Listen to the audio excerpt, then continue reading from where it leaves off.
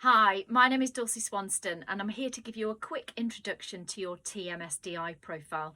The idea is if you do just a little bit of pre-thinking about this profile, it can really mean that we move at pace when we're together. So first of all, you'll have an introductory page, which is a bit like this. And the first thing to note is that there are 4 scores, and they are based on 4 different dimensions of personality. And if you've ever done a different psychometric, maybe you've done Myers-Briggs or Insights, it's really useful to know that the TMSDI profile is based on the same baseline psychology. It's Jungian psychology, so if you want to look him up, it's Jung. Now, what the profile does for you is looks at your preference. It looks in these 4 areas where you prefer to work, how you prefer to make decisions, how you like to relate to other people. And in knowing what your innate preferences are, you can start to think about what your superpowers are. But also with every superpower comes an inevitable consequence. There's always something that you're not great at as a result of being really good at something else. So what the profile also helps you to do is to understand where you have some natural areas for development that maybe you need somebody else in the team to pick up, or where you might accidentally not be allowing other people to perform at their best because you're asking them to be more like you. So what I'd like to do is just take you through these 4 aspects of personality really quickly. This first one here is about how you relate to others, and Jung called this a preference for either extroverted thinking or introverted thinking. Extroverted thinking means you tend to get your energy from outside of yourself. Introverted thinking means you do your best work in your head. What this means is if you're going to solve a problem and you've got an extroverted preference, you're likely to want to go and talk it through with people first. If you've got an introverted preference, it's more likely you want to think it through first. And I say first on purpose there. We can all do both, but it's which one you're most comfortable with, which one you want to do first when you get a problem for the first time. This second aspect of personality here is about the difference between being creative or practical and which one your brain prefers to do first. Are you the sort of person that wants to look straight at how something is applicable in real life? Or are you somebody who likes to think about the theory? Are you somebody who likes to build up to what the big picture is by looking first at the facts and the data? Or are you somebody who wants to know where this is going before you look at the detail? And the creative side is this more imaginative preference. You want to look at the big picture first. The practical preference is you want to see where the data leads you before deciding what that big picture might be. The third dichotomy is analytics or beliefs. And this is about when you make a decision, are you more likely to be guided by your values? Does something feel right? Will it bring harmony for others and for yourself? Does it sit well with you? Or are you somebody that likes to sit apart from the emotion? You like almost to step back from the emotion and judge things objectively using facts and logic. And again, that's the difference. An analytic preference is somebody who likes to step back from the emotion. A belief-led preference is somebody who likes to use their emotions in order to make a decision and to see what feels right. And finally, this last dichotomy here is flexible or structured. And this is about whether or not you like a plan and whether or not you like planning in order to organise yourself or other people. That is a structured preference, whereas somebody who's got a flexible preference actually feels a bit restricted by a plan. What they want to do is postpone making a decision until they've had a chance to really think things through and to see where these final ideas might lead them. So it can be a bit lastminute.com if you've got that flexible preference. Now, it's really important to note when you're looking at these 4 preferences is Jung absolutely didn't say that one is better than the other. And the work of Margerison and McCann, which we're going to come on to now, in their research, and they did extensive research initially in Australia, then in America, and then Europe, their research didn't find either that these preferences are one is better than the other. What they did find, however, is that a blend of these preferences in a team leads to high-performing teams.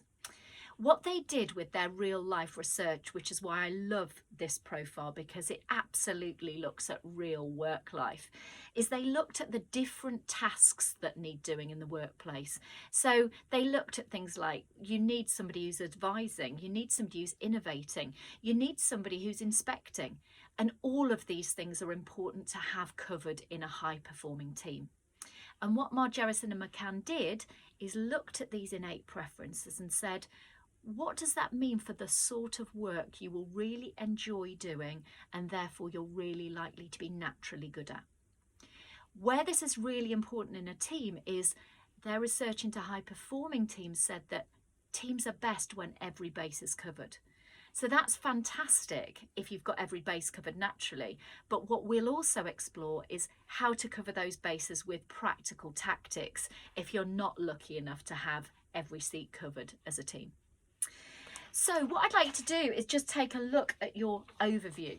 And the overview should have really good high face validity is the technical term. But what that means is when you read it, it should sound and feel like you. And what I'd like to do is to have a look through the profile and to give a double tick to anything that really is you at your best self. It's your superpowers, it's your strengths.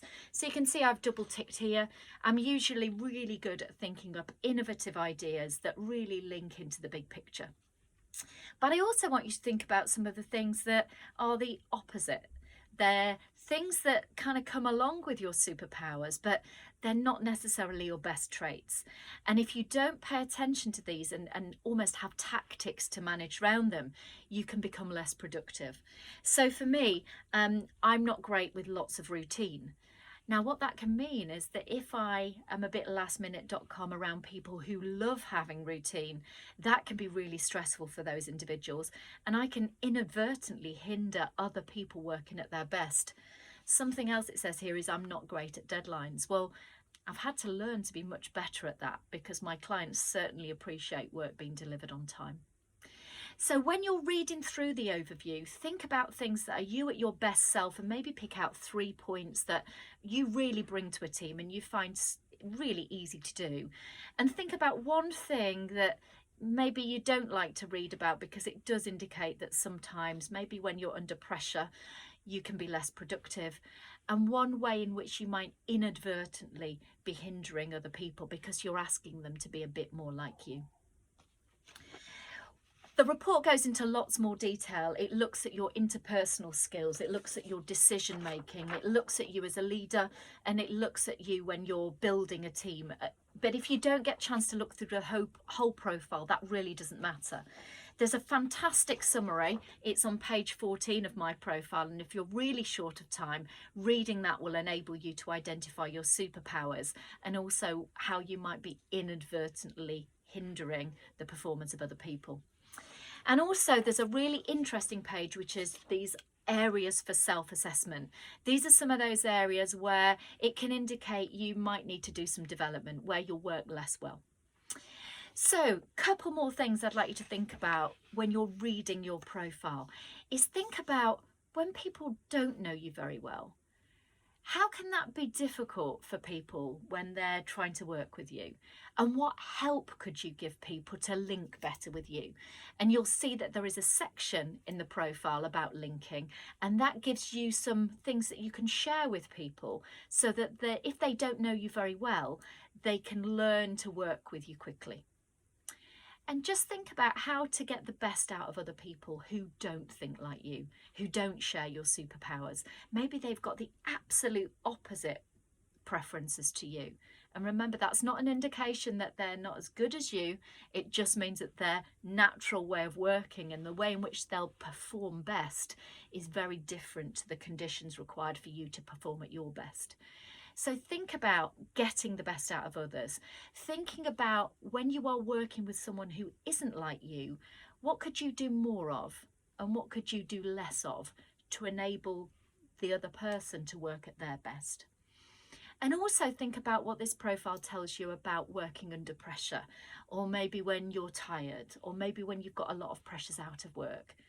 How can the profile help you to understand how you might become more resilient, or what support you might need from other people in the team, because it's maybe something you'll start to miss because it's not a natural strength for you.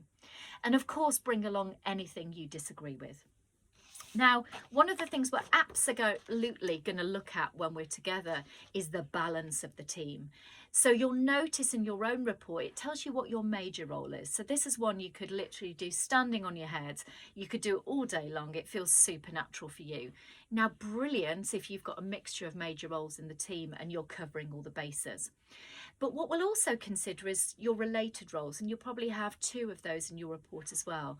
These are roles that you're equally good at, that they're really natural for you as well. Might not be your first choice, but you're going to find those roles really fulfilling, and you'll find you're probably really good at them.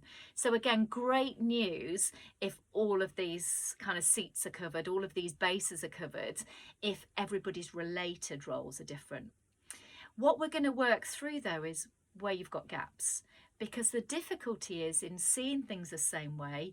You might all wildly agree, but you might miss something really important. There might be a decision you need to make and you've not thought about it from every angle.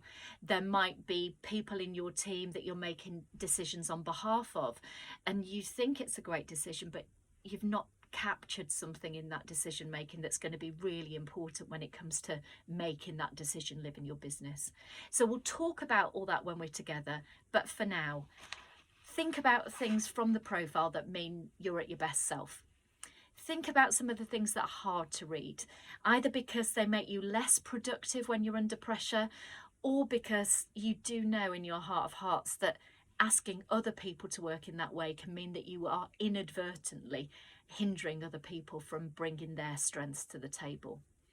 Think about when people know you less well. What are those linking tips that you could really offer up to enable people to work well with you? And think about, in order to get the best out of others who don't see the world in the same way as you, whose brains aren't wired in the same way, what could you do more of and what could you do less of? And what does your profile tell you about working under pressure? Working in these highly charged, very challenging situations we all find ourselves in. What are you going to be great at in these situations? And what are you going to find more difficult and need some support with? Or what are you going to need somebody else to pick up on your behalf? I really look forward to meeting you, and I really look forward to helping you to bring these profiles to life to really add value in your business.